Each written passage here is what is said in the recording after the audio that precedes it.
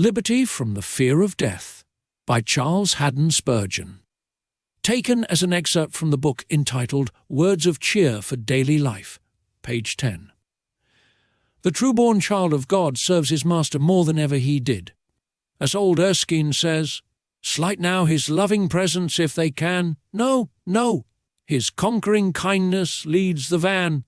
When everlasting love exerts the sway, they judge themselves most kindly bound to obey, bound by redeeming love in stricter sense than ever Adam was in innocence. Where the Spirit of the Lord is, there is liberty from the fear of death. O death, how many a sweet cup hast thou made bitter! O death, how many a revel hast thou broken up! O death, how many a gluttonous banquet hast thou spoiled!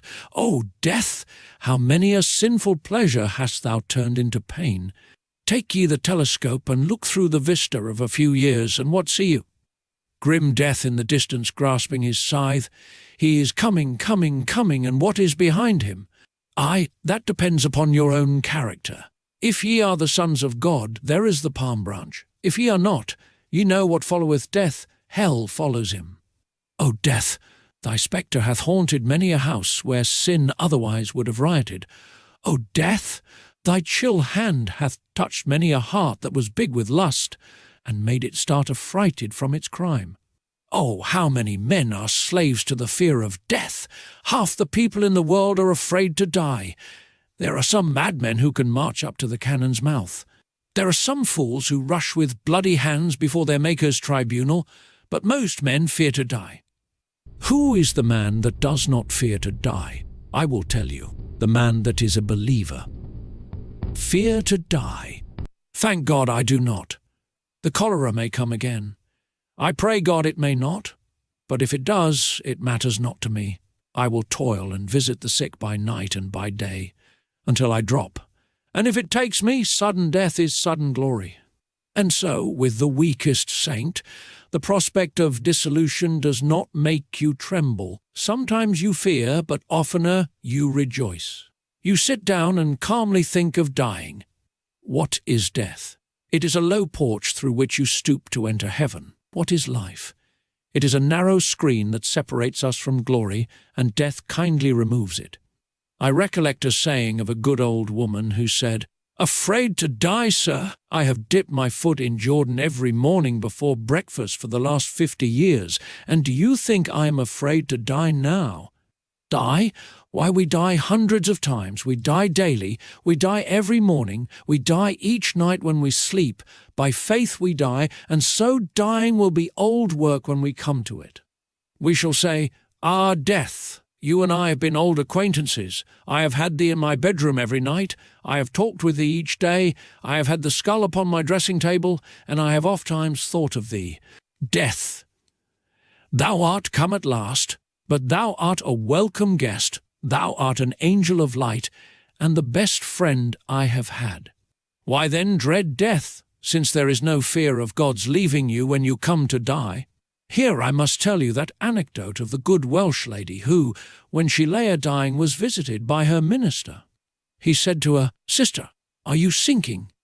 She answered him not a word, but looked at him with an incredulous eye. He repeated the question, "Sister, are you sinking?" She looked at him again as if she could not believe that he would ask such a question. At last, rising a little in the bed, she said, "Sinking? Sinking? Did you ever know a sinner sink through a rock? If I had been standing on the sand, I might sink, but thank God I am on the rock of ages, and there is no sinking there. How glorious to die! O angels, come! O cohorts of the Lord of hosts, stretch your broad wings and lift us up from earth, O winged seraphs. Bear us far above the reach of these inferior things. But till ye come, I'll sing. Since Jesus is mine, I'll not fear undressing, but gladly put off these garments of clay.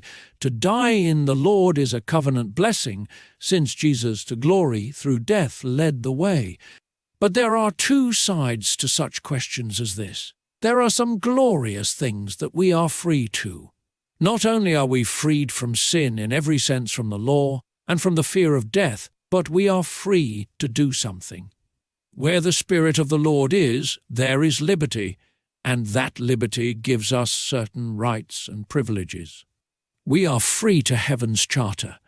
There is heaven's charter, the Magna Charta, the Bible, and you are free to it. There is a choice passage. When thou passest through the waters, I will be with thee, and through the rivers they shall not overflow thee.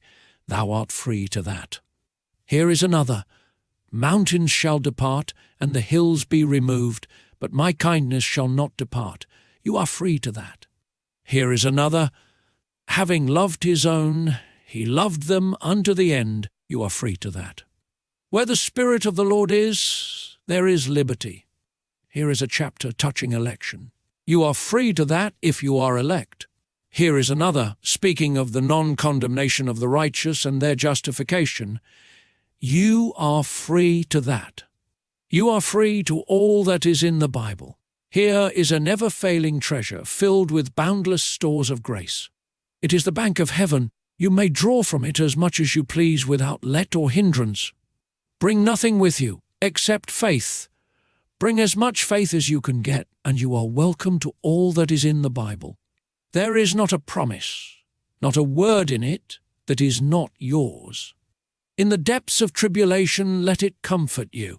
Mid waves of distress, let it cheer you. When sorrows surround thee, let it be thy helper. This is thy Father's love token. Let it never be shut up and covered with dust. Thou art free to it. Use then thy freedom.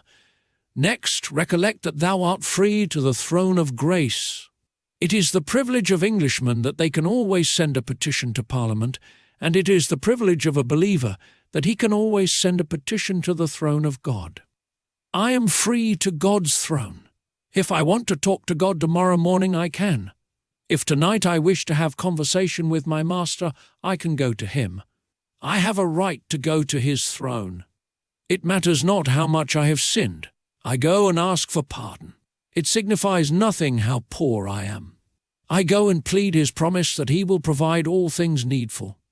I have a right to go to his throne at all times, in midnight's darkest hour, or in noontide's heat.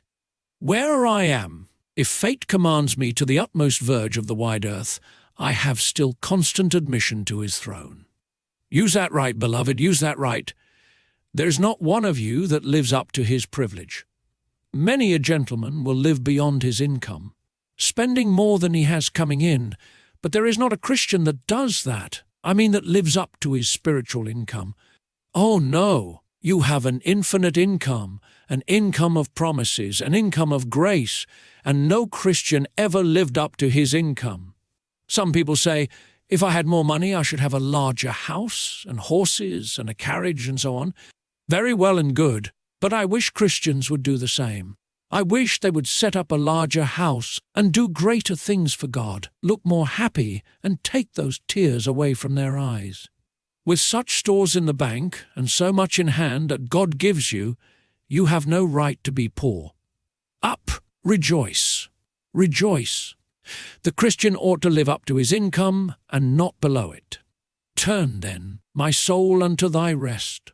The ransom of thy great high priest hath set the captive free. Trust to his efficacious blood, nor fear thy banishment from God, since Jesus died for thee.